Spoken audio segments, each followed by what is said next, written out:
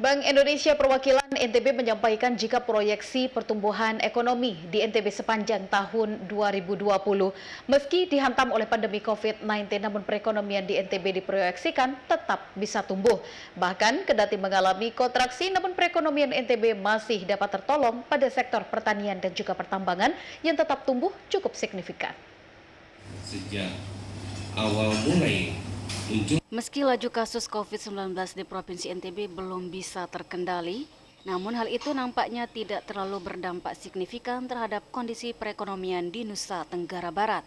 Kepala Perwakilan Bank Indonesia Provinsi NTB Heru Saptaji memproyeksikan perekonomian NTB sepanjang tahun 2020 akan tetap tumbuh meski dihantam pandemi COVID-19.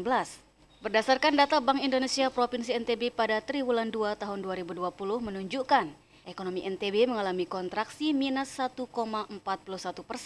Pelemahan itu terjadi di hampir semua lini seperti konsumsi rumah tangga, investasi, dan konsumsi pemerintah.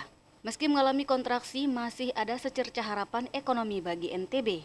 Perekonomian di NTB ungkapnya masih tertolong oleh sektor pertanian dan pertambangan yang tetap tumbuh cukup signifikan, di mana sektor pertanian NTB tumbuh 7,87% dan sektor pertambangan tumbuh cukup besar yakni 47,78%.